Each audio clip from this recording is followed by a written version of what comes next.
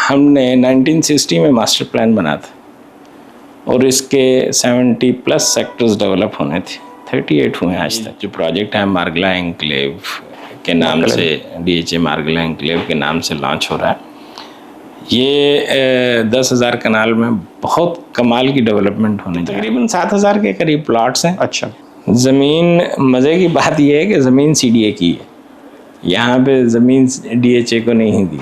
ये 1,000 अरब के लगभग अच्छा, इतना बड़ा प्रोजेक्ट है इसकी। पहली हमने अटेम्प्ट की कि इसको जनरली ओपन मार्केट में जो है फ्लोट किया जाए। कोई भी जो है क्वालिफाई नहीं कर पाया। नेस्पाक ने भी जॉब ऑफर की, कंपटीशन अल्हम्दुलिल्लाह मैं जीत गया था। सच्ची बात है, उस वक्त मुझे नहीं पता था CRP क्या है। मैं तो समझ रहा था शायद कोई क्राफ्ट रिपेयर प्लानिंग होगी। जी बिस्मिल्लाहिर्रहमानिर्रहीम। नाजरीन, मैं हूं मोहम्मद असद चौधरी और आप देख रहे हैं मेरा YouTube चैनल जिसके ऊपर मैं पॉडकास्ट करता हूं असद चौधरी एक्सक्लूसिव्स के नाम से।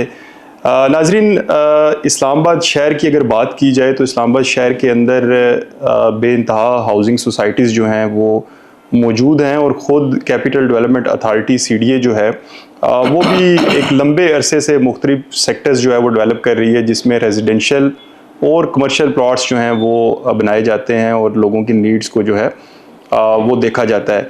लेकिन आज हम एक अलग मौजू के ऊपर बात करेंगे। इस्लामाबाद की तारीख़ में एक नया काम होने जा रहा है, वो ये है कि पहली दफ़ा सरकारी ज़मीन के ऊपर एक प्राइवेट पार्टी के साथ, सेमी गवर्नमेंट डिपार्टमेंट के साथ जॉइंट वेंचर करने जा रहा है CDA।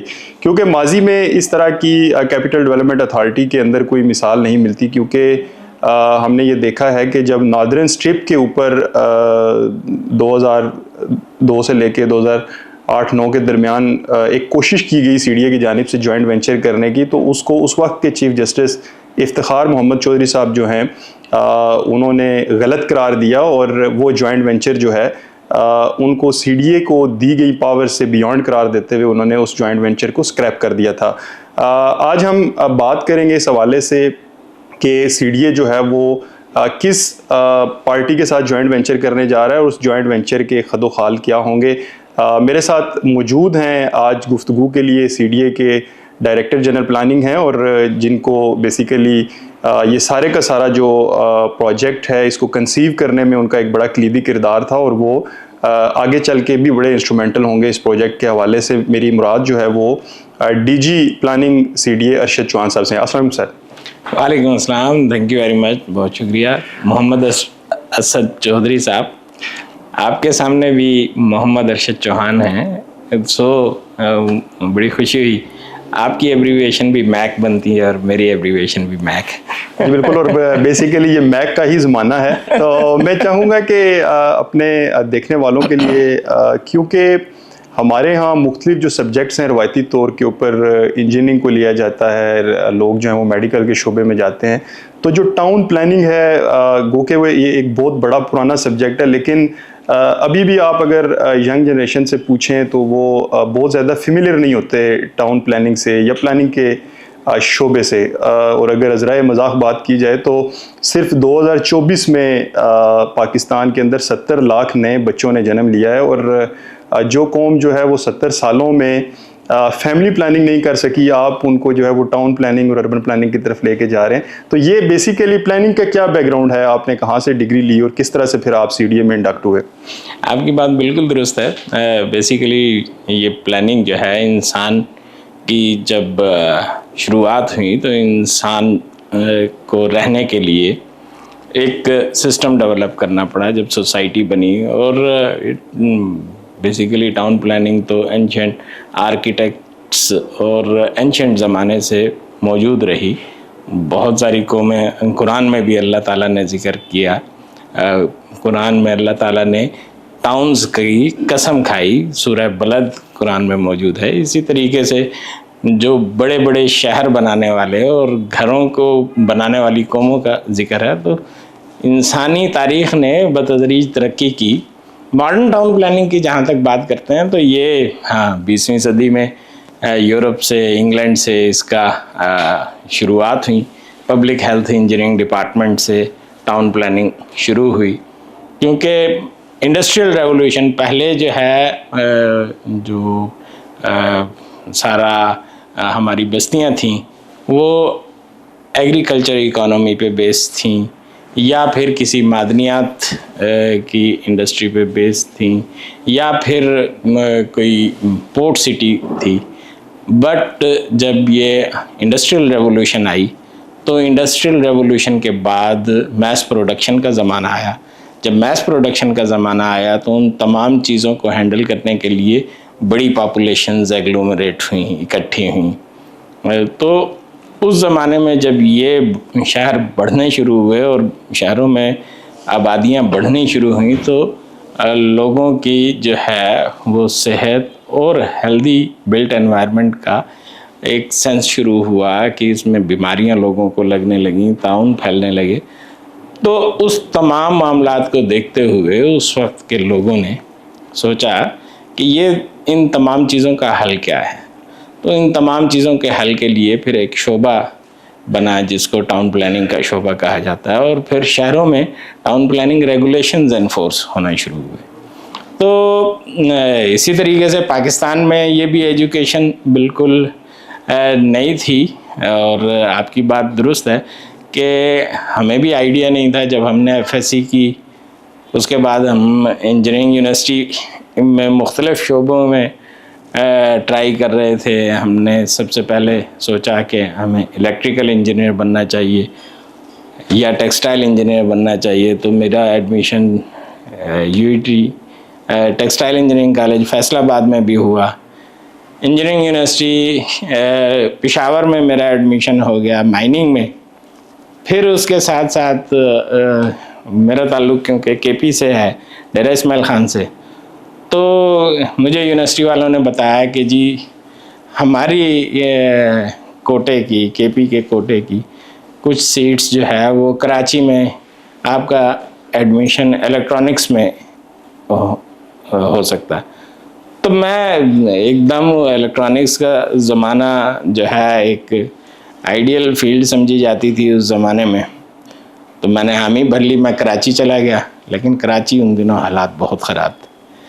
मेरे वालिदैन ने कहा कि यार तुम्हारी डिग्री नहीं चाहिए हमें, तुम चाहिए। तो मुझे फिर वो इलेक्ट्रॉनिक्स छोड़ के वापस आना पड़ा। तो इस दौरान में मैं गमल यूनिवर्सिटी में मैंने अपना तालीम जारी रखी।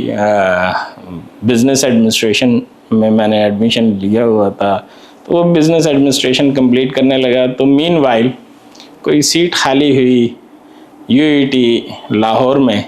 उन्होंने बताया यहाँ पे कोई city and regional planning department है, उसमें आपकी प्लेसमेंट आ गई। तो ये शायद अल्लाह ताला की तरफ से इशारा था। तो मेरे वालिदैन ने कहा कि इंजीनियरिंग आपको करनी चाहिए, आपने मेहनत भी की। तो उन्होंने मुझे यूईटी लाहौर एडमिशन लेने की इजाज़त दे दी। बीबी भी फाइनल सेमेस्टर उस वक्त तक हो चुका था। तो मैंने 1995 में इंजीनियरिंग यूनिवर्सिटी लाहौर ज्वाइन कर ली। सच्ची बात है उस वक्त मुझे नहीं पता था सीआरपी क्या है। मैं तो समझ रहा था शायद कोई क्राफ्ट रिपेयर प्लानिंग होगी। बट मैंने क्योंकि फर्स्ट लेक्चर्स इन 2-3 यूनिवर्सिटीज़ में लिए और उसमें मुझे बड़ा मज़ा आया कि मैंने हर शोबे के फर्स्ट लेक्चर में अपने प्रोफेसर्स को ये कहते सुना कि ये जो शोबा है ना, ये सबसे बेहतरीन शोबा है। चाहे वो बीबीए मार्केटिंग का शोबा था, चाहे वो माइनिंग इंजीनियरिंग का शोबा था, चाहे वो इलेक्ट्रॉनिक्स का शोबा था। और जब मैं इधर यूईटी लाहौर पहुंचा तो उन्होंने भी बताया कि जी टाउन प्लानिंग बहुत शानदार फील्ड है। लेकिन शायद ये मेरे मिजाज से जो है मुमासलत रखती थी और अल्लाह ताला को ये जो है मंजूर था, तो मैं उधर ज्वाइन कर लिया। अब डिग्री करने के बाद असल चीज़ ये होती है कि आपने प्रोफेशन कौन सा इंतखाब करना है। हमारे मुल्क का ये अलमिया है कि हमारे मुल्क में डॉक्टर्स सीएसएस कर लेते हैं, इंजीनियर्स उनको क्योंकि उनके शोबे में काम करने का मौका नहीं मिलता तो वो कभी सीएसएस कर लेते हैं, कोई बाहर चले जाते हैं, कोई बिजनेस में चले जाते हैं। तो मेरी खुशकिस्मती कि मैंने भी वैसे जॉब्स का उस ज़माने में जब मैं 2000 में पास आउट हुआ तो फुकदान था, बट मैंने एक प्राइवेट सेक्टर से शुरू किया। एक इंटरनेशनल एनजीओ थी, उसमें अच्छी पोजीशन मिल गई, प्रोजेक्ट डायरेक्टर रहा मैं हारूनाबाद में, एक दूर दराज एरिया में, रूरल एरिया में। हमने एक एनवायरनमेंट का सीवरेज सिस्टम का प्रोजेक्ट किया। बट डेफिनेटली पेरेंट्स जो है वो उम्मीद रखते हैं, और हमारे माशरे में ये है कि यार सरकारी नौकरी होनी चाहिए। उन्होंने पेरेंट्स ने कहा कि तुम्हारे पास अभी टाइम है तो you should prepare for CSS। तो मैं जॉब छोड़ के 2002 में वापस आ गया घर और CSS की तैयारी शुरू की। तो इस दौरान मैंने अखबार में एक इश्तिहार देखा कि Pakistan council for architects and town planners ने इस्लामाबाद में ब्लू एरिया का एक डिज़ाइन कंपटीशन अनाउंस किया। मुझे जो है बड़ी खुशी हुई कि जो काम मैंने पढ़ा है, तालीम की है, उसको एक एक्सप्रेस करने का मुझे मौका मिलेगा। मैं यहाँ पे CDA में लोगों से मिला, उस वक्त के अफसरान ने मुझे बड़ा हेल्प किया, और उसके बाद मैंने उसमें डिज़ाइन कंपटीशन में पार्टिसिपेट किया। और अल्लाह ताला का करम है, अल्लाह ताला इज़्ज़त देने वाला है कि जब डिज़ाइन कंपटीशन की फ़ाइनल प्रेजेंटेशन चल रही थी, मुझे याद है इकबाल हाल में, तो दीवारों पे 2 प्रोजेक्ट्स थे। एक साइड पे नेस्पाक की ड्राइंग्स लगी हुई थी और उनके मॉडल पड़े हुए थे, और दूसरी साइड पे मैं एक इंडिविजुअल कंसल्टेंट यंग प्रोफेशनल के तौर पे जो है वो सरप्राइज़ कर रहा था कि नेस्पाक के ख़िलाफ़ मेरी ड्राइंग्स दूसरी दीवार पे लगी हुई थी। और फिर उसमें जितने भी प्रोफेशनल लोग थे उन्होंने अप्रिशिएट किया मेरे काम को। गो के मेरे पास इतने रिसोर्सेज नहीं थे कि मैं नेस्पाक की तरह कोई बेहतरीन कलरफुल शीट्स और वो बना सकूं, बट मैंने जो है स्किल्स डेवलप कर ली थी कंप्यूटर्स के ज़रिए।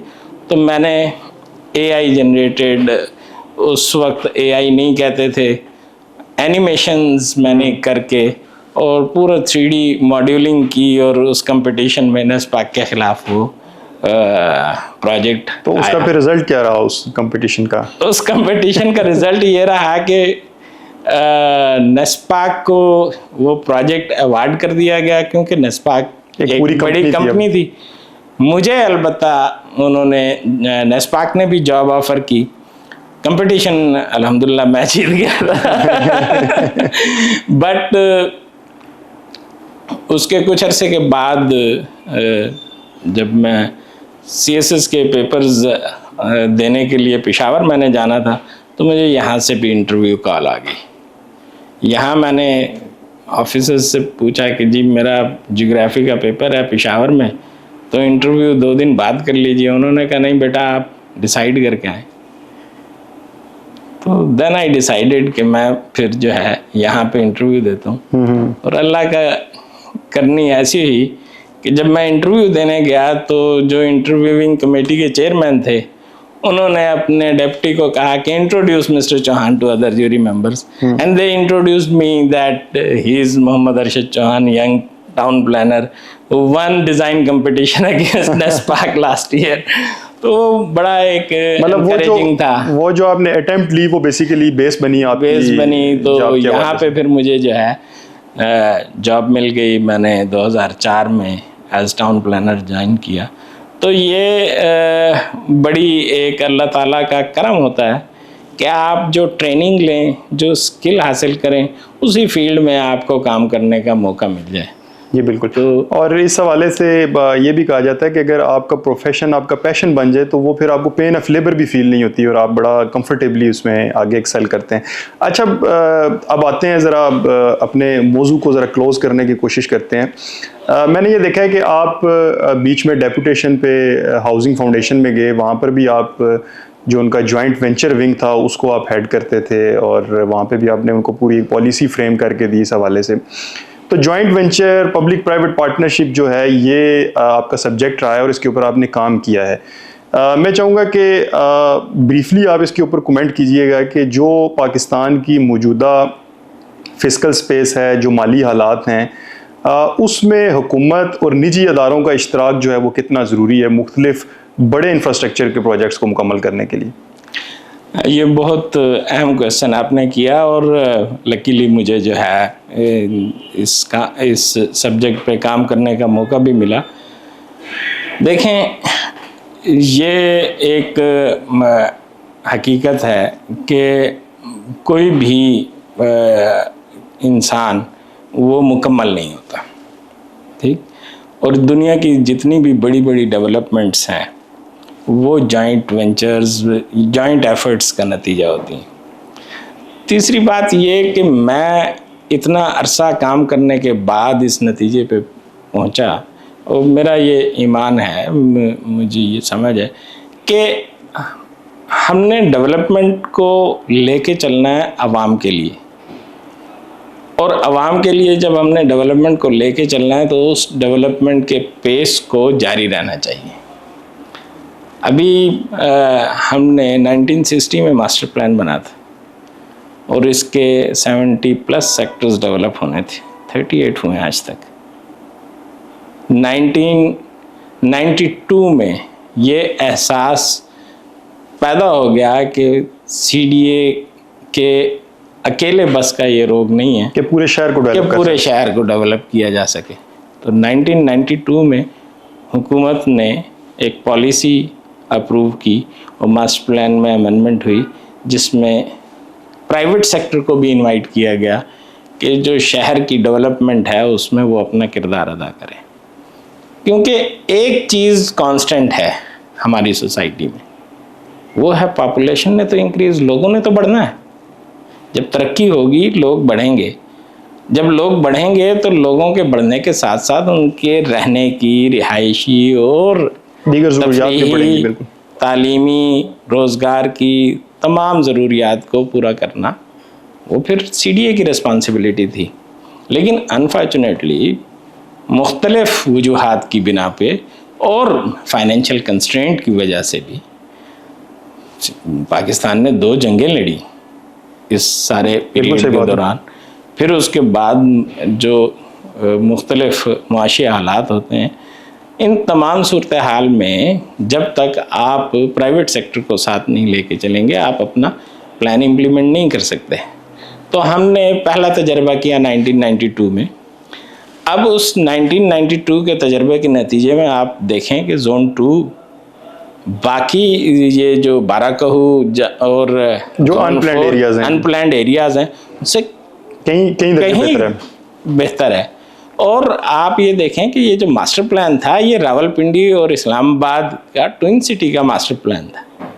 रावलपिंडी ने भी इसी ग्रिड आयरन पैटर्न में अपने कोर सिटीज के बाद ये जाना था। आपने O9 का सुना होगा, IJ प्रिंसिपल रोड आपने सुना है।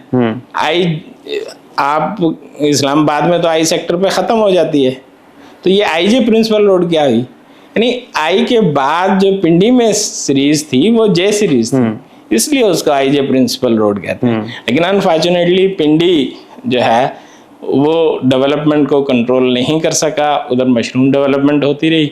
आप देखें कि IJ प्रिंसिपल रोड के साथ साथ कितनी अनऑथराइज्ड डेवलपमेंट हो गई। तो जो उस वक्त ये फैसला किया गया तो उससे फ्रूट्स हासिल हुए।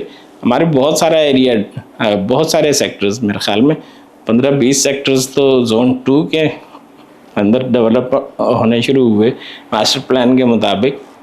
डेफिनेटली कुछ वायलेशंस भी हैं। इसी तरीके से जोन 5 में 63 अप्रूव्ड हाउसिंग सोसाइटीज़ इस्लामाबाद में इस वक्त काम कर रही हैं। बहुत बड़े हाउसिंग यूनिट्स उन्होंने प्रोड्यूस किए हैं। एग्जैक्टली। तो ये 1.5-2 लाख हाउसिंग यूनिट्स, ये एक प्लान स्टॉक आ गया। अदरवाइज ये बाराकहू बनना था या शक्रियाल बनना था, या पिंडी का कोई भी वो मशरूम ग्रोथ जिस तरह से हो रही थी तो वो तो सजा टाइम की डेवलपमेंट होनी थी। तो ये जो है रियलाइजेशन हुई और इसको वो स्ट्रीमलाइन किया गया। बट सीडीए की अपनी जो स्कीम्स थी उसमें सीडीए हमेशा से अपना काम करता रहा। तो मैं जैसे आपने बताया कि मिनिस्ट्री ऑफ हाउसिंग में गया, तो मिनिस्ट्री ऑफ हाउसिंग में भी हमने जॉइंट वेंचर पे प्रोजेक्ट्स जो 2010 में उनके प्रोजेक्ट्स फेल हो चुके थे, तो मैंने उनकी रीफिजिबिलिटी करके उसको मार्केट अट्रैक्टिव किया। और अल्हम्दुलिल्लाह जब हमने वो 2016 में दोबारा लॉन्च किए तो वो ओवरवेलमिंग रिस्पांस। 2010 में 3000 अपार्टमेंट बेचने के लिए गया था हाउसिंग फाउंडेशन, बट वो 600 से ज़्यादा नहीं बुक हो सके और उनकी इंस्टॉलमेंट्स भी नहीं आई। 2016 में जब हमने उसको रिवाइज किया, महंगे रेटों पे 3000 की बजाय 4000 की बुकिंग आ गई। सिर्फ ये कि आपने जो उसकी फिजिबिलिटी है उसको स्टडी किया, स्टडी करके उसके जो मेन कंपोनेंट्स थे, उसके जो मार्केटिंग एस्पेक्ट्स थे, उन तमाम चीज़ों को एड्रेस किया और प्रॉपर हाउसिंग के फॉर्म में आप लेके आए। अच्छा, मुझे ये बताइएगा कि क्योंकि जॉइंट वेंचर के ऊपर यू आर क्वाइट क्लियर कि जो है वो चीज़ें जो हैं वो आगे चलनी चाहिए। अभी जो मंसूबा सीडीए डीएचए के इश्तराक के साथ कुरी रेवेन्यू स्टेट में करने जा रहा है, हमारे सुनने वालों के लिए ये बताइएगा कि ये कुरी रेवेन्यू स्टेट क्या थी, वहाँ पे सीडीए की टोटल एक्विजिशन कितनी थी, और ये ज़मीन जो है वो इतने साल गुजर जाने के बावजूद डेवलप क्यों ना हो सकी, इसके पीछे क्या मुरक्कात थे? देखें जी, ये जो कुरी रेवेन्यू स्टेट है, कुरी रेवेन्यू स्टेट में तकरीबन सीडीए की 18,000 कनाल ज़मीन मौजूद थी। अच्छा, अब इस 18,000 कनाल ज़मीन के ऊपर जो इश्यूज़ थे वो लैंड एक्विजिशन के इश्यूज़ ये थे कि सीडीए ने शुरू में 1969 में एक्वायर कर ली, बट कब्ज़ा नहीं लिया, लोगों को कंपनसेट कर दिया, लेकिन लोगों की नस्लें उधर आबाद रहीं। कुरी एक तारीख़ी गांव है, वहाँ के लोग वहीं पे रहे, उसके साथ रिहाड़ा एक गांव है, वहाँ पे लोग जो है वहीं पे रहे, उनको उठाया नहीं गया। फिर उसके बाद सीडीए ने ये 2010-11 में कोशिश की, फिर 2015-16 में कोशिश की कि यहाँ पे ओवरसीज़ के लिए एक हाउसिंग कॉम्प्लेक्स बनाया जाए।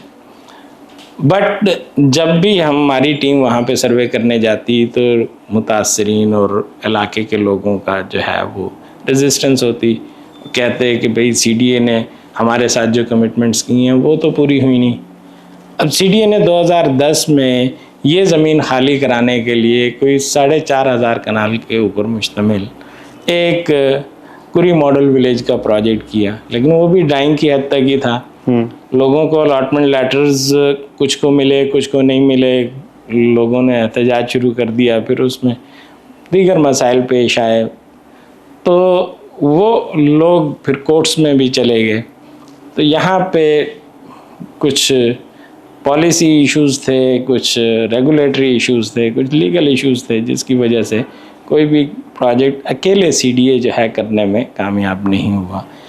फिर उसके बाद सीडीए की फाइनेंशियल मसल भी जो है वो अब पहले सा नहीं रहा था, क्योंकि सीडीए अपने सेक्टर के प्लॉट्स, ब्लू एरिया के प्लॉट्स ऑक्शन करके डेवलपमेंट प्रोजेक्ट्स में लगाता था। तो यहाँ पे लोगों को कंपनसेट करने के लिए, पूरी मॉडल विलेज को बनाने के लिए भी अरबों रुपए दरकार थे। इसी तरीके से लोगों की कंपनसेशन के लिए भी अरबों रुपए दरकार थे।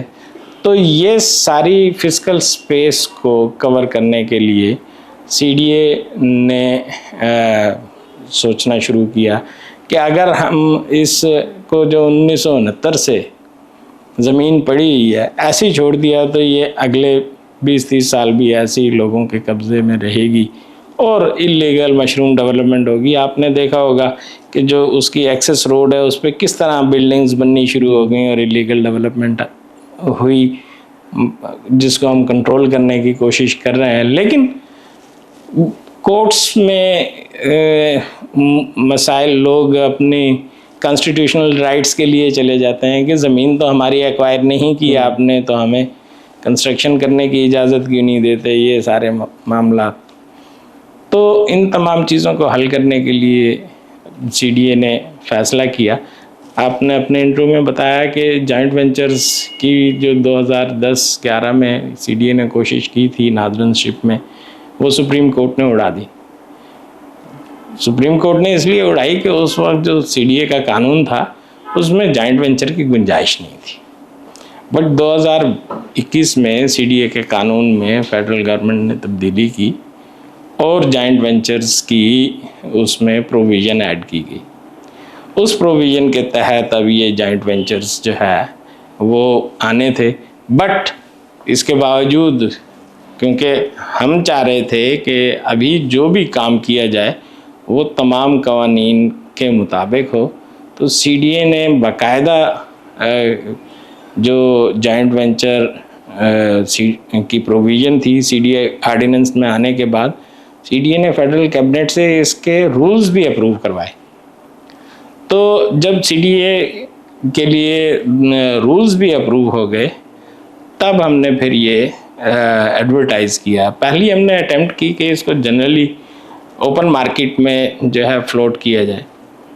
तो 8-10 कंपनियों ने अप्लाई किया, लेकिन जो क्राइटेरिया होता है उस क्राइटेरिया के मुताबिक कोई भी जो है क्वालिफाई नहीं कर पाया, क्योंकि किसी ने अपने डॉक्यूमेंट्स नहीं लगाए, किसी ने अपनी फाइनेंशियल मसल नहीं शो किया, किसी के पास फाइनेंशियल मसल था तो उसने अपना PKP और टेक्निकल जो है वो बॉडीज़ थी उनकी वो चीज़ें नहीं थी। तो जिसकी वजह से हम एक दफ़ा फिर स्क्वायर वन पे आ गए कि 8-10 कंपनियों ने अप्लाई किया, लेकिन सिर्फ एक ही क्वालिफाई हो रही, उसमें भी DHA ने अप्लाई किया। बट इनकी जो प्रपोज़ल थी ये अपने तमाम PKP के जो इनके कंसल्टेंट थे वो इंजीनियरिंग कंसल्टेंट EC के, फिर इनकी जो ऑडिट स्टेटमेंट्स हैं, अपना जो हमारी रिक्वायरमेंट्स थी वो सारी पूरी कर रहे थे, लेकिन सिंगल टेंडर तो नहीं दिया जा सकता था।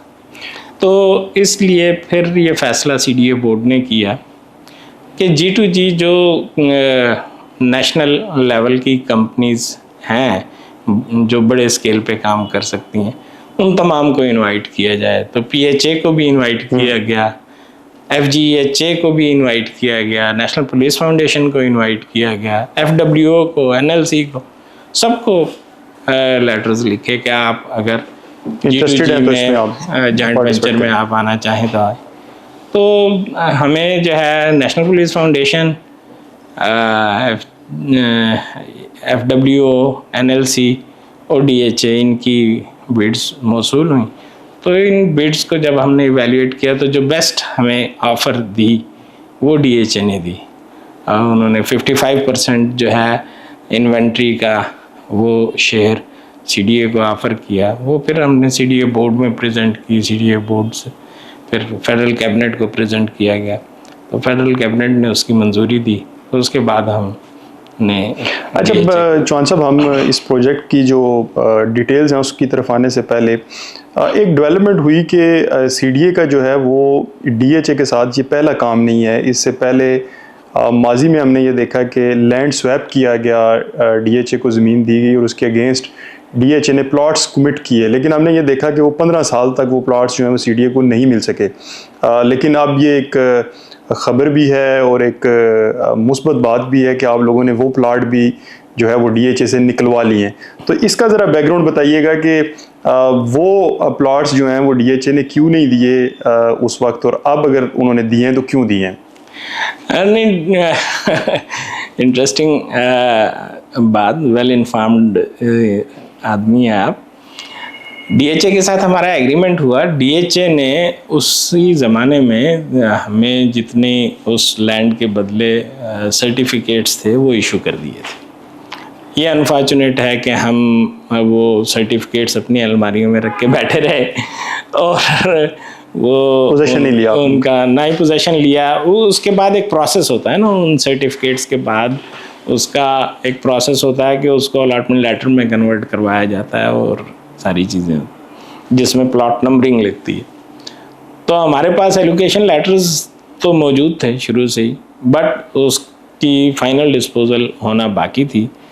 तो वो जो है सरफ नज़र हुआ, और जब ये चीज़ें चल रही थी तो हमने सबसे पहले ये कहा कि पहले जो लाइबिलिटीज़ हैं वो क्लियर होनी चाहिए। डीएचए ने कहा कि हम तो लाइबिलिटी आपकी क्लियर करने के लिए तैयार हैं, सर्टिफिकेट्स आपके पास हैं, आपने हमें देने हैं तो हम आगे लेके चलेंगे। तो वो फिर हमने उनको वो सारे सर्टिफिकेट्स प्रोवाइड किए, उस पर उन्होंने प्लॉट नंबरिंग्स करके अलॉटमेंट लेटर्स हमारे स्टेट मैनेजमेंट को इशू कर दिए। और मज़े की बात ये है कि उस वक्त तो उनकी वैल्यू शायद थोड़ी होगी, बट अब जो हमें ये प्लॉट्स तकरीबन 729 के करीब मिले हैं, ये कोई 20-22 अरब रुपए की इन्वेंट्री आ गई है सीडीए के पास।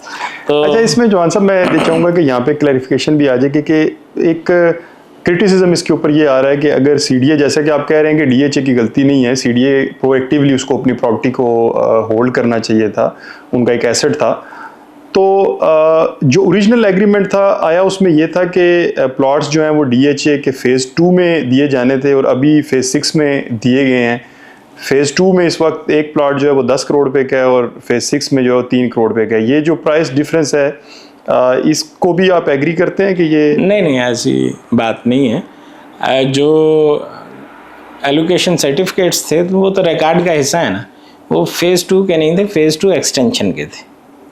और जो फेज़ 2 एक्सटेंशन है वो इस वक्त फेज़ 6 के नाम से डीएचए ने री मॉड्यूल किया है, क्योंकि फेज़ 2 एक्सटेंशन अब डीएचए अच्छा, मतलब ये इस बात में कोई हकीकत नहीं है कि फेज़ 2 में प्लॉट्स नहीं देने थे? नहीं, फेज़ 2 के तो प्लॉट नहीं थे, वो फेज़ 2 एक्सटेंशन के थे। क्योंकि आपने जिस ज़मीन के बदले प्लॉट मिले थे वो भी फेज़ 2 में ज़मीन नहीं थी, वो फेज़ 5 के अंदर ज़मीन थी।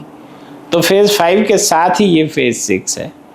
तो फेज़ 6 बेसिकली जो प्रीवियसली जो ऑन एलोकेशन सर्टिफिकेट्स पे ड्राइंग्स थी, उसमें ये फेज़ 6 फेज़ 2 एक्सटेंशन के तौर पे डिपिक्टेड थी। तो ये जिस जगह पे उन्होंने कमिट किए हैं उसी जगह पे मिल गए। अच्छा, और शुक्र है कि मिल गए। नहीं, अल्हम्दुलिल्लाह। देखें, दोनों ऑर्गेनाइजेशंस हैं, ये अगर पढ़े भी रहते तो स्टेट ऑर्गेनाइजेशंस हैं, कमिटमेंट्स जो है वो ऑनर करती है। सीडीए भी अपनी कमिटमेंट्स ऑनर करती है, डीएचए भी अपनी कमिटमेंट्स ऑनर करती है। अगर डीएचए के पास कोई भी लाइबिलिटी है, हालांकि वो डीएचए ने एक एग्रीमेंट किया था, उसमें किसी डीएचए के बिहाफ पे किसी और ऑर्गेनाइजेशन की लाइबिलिटीज़ थी, लेकिन डीएचए उनको ओन करके तमाम अपने मुतासरीन को प्लॉट्स देती है। इसी तरीके से सीडीए की भी जितनी भी लाइबिलिटीज़ हैं वो सीडीए ओन करती है और अपने मुतासरीन को।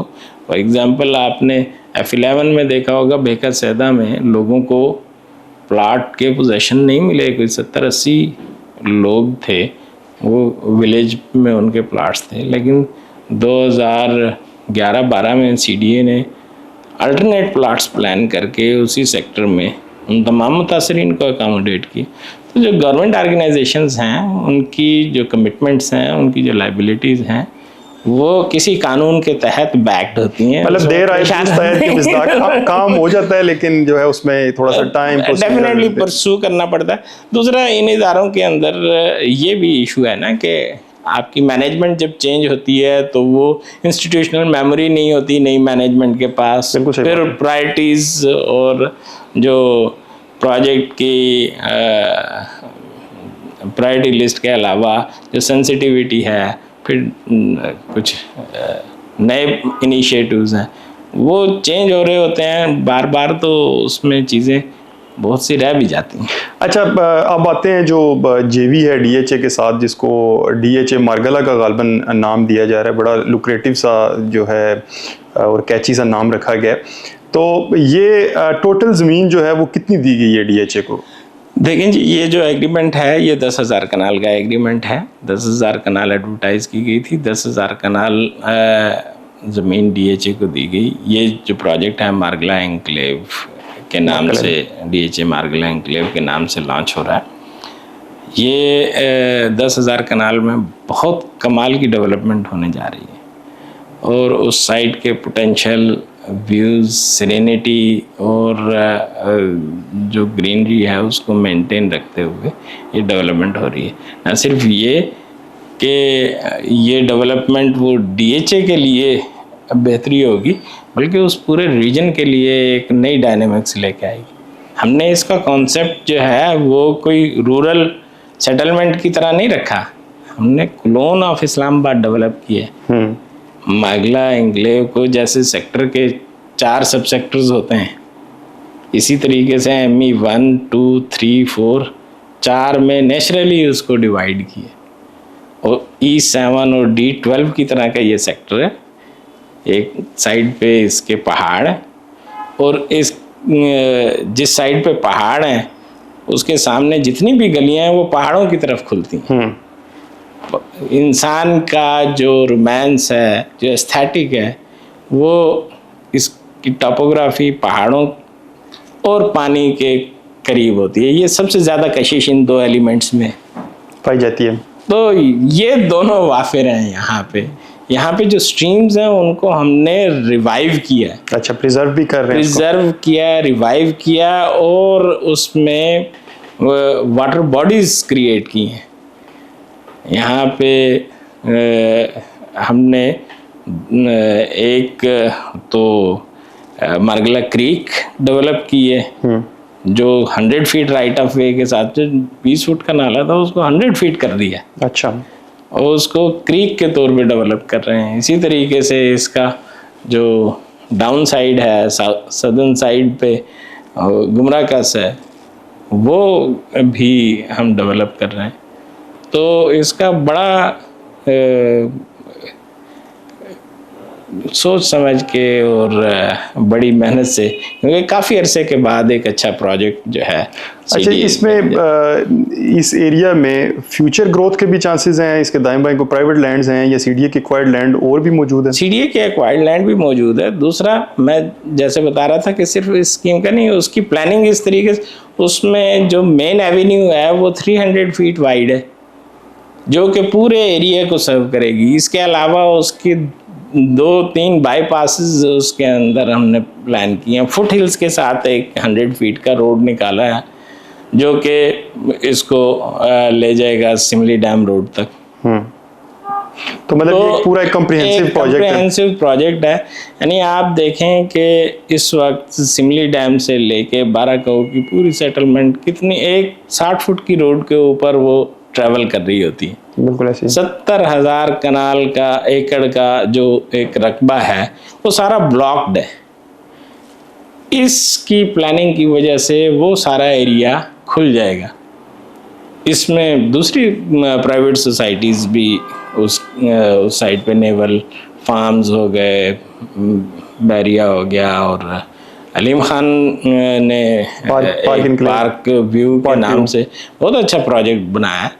तो उन लोगों से ज़्यादा बेहतर ये जो है डेवलपमेंट होने जा रही है। ये बेसिकली उनको भी सप्लीमेंट करेगा और पूरे का पूरा एरिया जो है वो, भाई पूरा जो इसके दरम्यान में नेचुरल फीचर था लेक, उस पे लेक डिस्ट्रिक्ट डेवलप किया गया दुबई डाउनटाउन की तर्ज पे। अच्छा, ये इस प्रोजेक्ट का हिस्सा होगा? इस प्रोजेक्ट का हिस्सा। अच्छा, मुझे ये बताएं कि ये टोटल रेजिडेंशियल प्लॉट्स कितने हैं इसमें और उनका साइजेस क्या होंगे? ये तकरीबन 7,000 के करीब प्लॉट्स हैं। अच्छा, और ये हर सोसाइटी की सेगमेंट को कैटर करने के लिए इसमें हमने प्लॉट्स दिए हैं। एक कनाल का प्लॉट है 500 गज का बेसिकली। उसके बाद जो है 35-70 का प्लॉट है। उसके बाद 25-40 के प्लॉट्स हैं। 3 कैटेगरीज हैं। अच्छा, गुड। और यानी गरीब मुतवस्सित तबके के लिए भी है और दरमियाने दर्जे के लोगों के लिए भी है और अच्छे वेल ऑफ लोगों के लिए भी, हर सेगमेंट ऑफ सोसाइटी को उसका। और ये जो चारों इसके सब सेक्टर्स हैं, इनके अंदर ये मिक्स ऑफ प्लॉट्स हैं या कुछ सब सेक्टर अमीरों के हैं और कुछ गरीबों के हैं? वो देखें, टोपोग्राफी डिफाइन करती है साइज ऑफ प्लॉट को ना। ठीक है। जहाँ पे फ्लैट लैंड है वहाँ पे तो छोटी कटिंग हो सकती है, लेकिन जहाँ पे अंडुलेटिंग लैंड है वहाँ पे छोटी कटिंग मुमकिन नहीं है। ठीक है। तो वो जो पहाड़ी के इर्द गिर्द जगह हैं वहाँ पे, क्योंकि टोपोग्राफी छोटे प्लॉट्स अलाउ नहीं करती, तो उसके मुताबिक किए। अच्छा, उसमें दूसरा अपार्टमेंट्स के भी प्लॉट्स हैं और बाकी कमर्शियल प्लॉट्स भी हैं। अच्छा, इंस्टीट्यूशंस हैं। यूजुअली हमने ये देखा है कि जो प्राइवेट हाउसिंग सोसाइटीज़ होती हैं वो ज़रा कंजर्वेटिव होती हैं ग्रीन कवर के हवाले से, और वो अपनी ज़मीन मैक्सिमम उसकी यूटिलाइजेशन के लिए ग्रीन कवर को कम करती हैं। और डीएचए क्योंकि खुद एक अथॉरिटी है तो उसको एसएच सीडीए के बायलाज की भी ज़रूरत नहीं है। तो इस प्रोजेक्ट के अंदर बेसिकली सीडीए के बायलाज को देखा गया या डीएचए ने खुद से प्लान किया? नहीं, ये सीडीए का प्रोजेक्ट है, डीएचए इसको डेवलप कर रहा है जॉइंट वेंचर में, और सीडीए के बायलाज के मुताबिक ही ये डेवलपमेंट हुई है, और इसके प्लान की अप्रूवल भी सीडीए बायलाज के मुताबिक ही है। और इसमें आप ये देखें 15% से ज़्यादा ग्रीन कवर है, और इसमें जो मैंने जैसे आपको बताया सोसाइटियाँ तो नालों को ख़त्म करके उस पर प्लाट लगा देती हैं। हमने जहाँ पे 20 फुट का नाला था उसको 100 फुट की बड़ा किया, मरीन इसमें मरगला क्रीक के तौर पे डेवलप किया। तो वैल्यू एडिशन की हैं, इसमें चीज़ें अच्छी करने की कोशिश की। अच्छा, दूसरा मुझे ये बताइएगा कि क्योंकि आपकी ना सिर्फ रेजिडेंशियल प्लॉट्स की बल्कि जो दीगर एमिनिटीज़ के प्लॉट हैं, कमर्शियल प्लॉट्स हैं, अपार्टमेंट्स के हैं, उनकी भी इन्वेंट्री शेयरिंग इसी उससे है, तो वो उसका कितना पोर्शन बनता है इस पूरे प्रोजेक्ट के अंदर? ये जो सीडीए के बायलाज हैं उसके मुताबिक तमाम एमिनिटीज़ के प्लॉट्स उसी परसेंटेज के हिसाब से दिए गए हैं। जो इन्वेंट्री शेयर है वो एक ही फार्मूला है, वो फार्मूला है 55% जो मेजॉरिटी शेयर है वो सीडीए का है, और 45% शेयर डीएचए का है, जो कि उनके डेवलपमेंट की मद में। अच्छा चौहान साहब, क्योंकि अभी सीडीए और डीएचए इस प्रोजेक्ट को मार्केट करने जा रहा है, और उसके बाद देखा जाएगा कि किस तरह से इसका रिस्पांस, जो कि डेफिनेटली जो इसका एरिया है, जो लोकेलिटी है, इसने बड़ा अच्छा जाना है इस प्रोजेक्ट ने। इसका डिस्पोजल का मेथड क्या होगा, और आफ्टर डेवलपमेंट जो मेंटेनेंस है वो सीडीए के पास रहेगी या डीएचए के पास रहेगी? ये भी एक लोगों के जहन में क्वेश्चन होगा इस प्रोजेक्ट के हवाले से। देखें, मेंटेनेंस तो एक सेपरेट एग्रीमेंट होता है, तो अभी तो डेवलपमेंट है, डेवलपमेंट के बाद 2-1 साल उनका जो है पीरियड होता है मेंटेनेंस का, कि डेवलपमेंट में कोई गड़बड़ होगी तो उसको डीएचए ही निकालेगा। बाद में इसका एक सेपरेट मेंटेनेंस एग्रीमेंट किया जाएगा। वो डेफिनेटली डीएचए भी कंपनी है जो मेंटेनेंस कर रही है अपनी स्टेट्स की। तो लेकिन मैं आपकी जो गुफ्तगू से ये समझ सका हूँ वो ये है कि बाकी जगहों के ऊपर डीएचए जो है वो लोगों से ज़मीन लेके उस प्रोजेक्ट का ओनर वो बनता है। यहाँ पे आपने ज़मीन तो डीएचए को दी है, लेकिन प्रोजेक्ट का ओनर जो है वो सीडीए ही रहेगा। ज़मीन, मज़े की बात यह है कि ज़मीन सीडीए की है, यहाँ पे ज़मीन डीएचए को नहीं दी। डीएचए सिर्फ डेवलप करेगा, और उस डेवलपमेंट की मद में जो उनका इन्वेंट्री शेयर है वो उनके पास। मतलब इस प्रोजेक्ट में हम ये समझ सकते हैं कि बेसिकली डीएचए जो है वो आपसे कुछ ले रहा है, ना कि आपने अपनी ज़मीन उनको दे दी और वो ओनरशिप उसमें क्लेम करे। बल्कि हमारा वो एक अरसा दराज से एक फंसा हुआ जो एसेट था उसके ऊपर डीएचए इन्वेस्टमेंट करेगा, उसकी वैल्यू एडिशन होगी, और फिर वो जो है उसके फ्रूट्स हम डिस्ट्रीब्यूट करेंगे अकॉर्डिंग टू द एग्रीमेंट। और आप रफली कितना ये जो इन्वेंट्री लैंड बैंक आपके पास आया है, कितनी सीडीए जो है इससे मालियत जो है वो अर्न कर सकता है, कितना इसका पोटेंशियल है? मेरे ख्याल में इसका कहीं नहीं गया तो ये तकरीबन 100 अरब से कम, ये 1000 अरब के लगभग। अच्छा, इतना बड़ा प्रोजेक्ट है इसकी।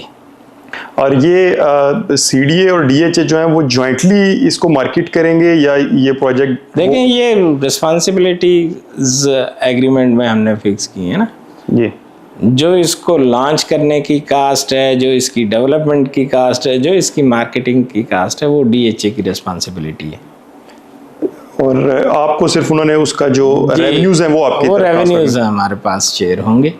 और ये रेवेन्यूज जो हैं ये पहले डीएचए के पास जाएंगे या ये डायरेक्टली जॉइंट अकाउंट होता है ना? अच्छा जी, किसी भी जॉइंट वेंचर एग्रीमेंट के अंदर जॉइंट अकाउंट होता है। जॉइंट अकाउंट में जो है पहली रिसीट आती है और वो फिर रिस्पेक्टिव शेयर के हिसाब से जो भी मैकेनिज्म फाइनेंस के लोग तय करेंगे उसके तहत होगा। और अगर इस प्रोजेक्ट के अतराफ में कोई सीडीए फर्दर प्रोजेक्ट करना चाहता है तो जो एक्सपेंशन है बाकी चीज़ें हैं तो वो भी सीडीए को अलाउड होगा कि वो उसको कर सकता है, या डीएचए जो है वो इसको एक्सपेंड करेगा? नहीं, डीएचए अगर एक्सपेंड करना चाहता है तो दोबारा वो एक प्रोसेस से गुजरेगा। प्रोजेक्ट तो सीडीए के ही है ना, एक्सपेंशन तो सीडीए ने करनी है। अब वो किसके ज़रिए करता है वो डेफिनेटली हमारा एक मैकेनिज़्म है, जॉइंट वेंचर रूल्स हैं, उसमें हम प्रॉपर एडवर्टाइज करते हैं। क्या पता कोई और स्टेट ऑर्गेनाइजेशन आ जाए, कोई प्राइवेट सेक्टर आ जाए, तो वो तो कंपटीशन है। जो ज़्यादा सीडीए को ऑफर करेगा वो ज़्यादा अच्छी डेवलपमेंट करके देगा। आप इस पूरे जॉइंट वेंचर को, एग्रीमेंट को, इस सारे प्रोसेस को एक विन विन डील समझते हैं? मेरे ख्याल में इससे बेहतर डील नहीं हो सकती, क्योंकि पिछले आप देखें 1969 में वो ज़मीन हमने ख़रीदी थी। 69 से लेके अब तक उस ज़मीन का सीडीए कोई फ़ायदा नहीं उठा सका, बल्कि प्राइवेट सेक्टर ठीक ठाक उस ज़मीन में से गुज़र के और बड़ी बड़ी स्कीम्स और बड़े बड़े प्रोजेक्ट्स कर गए।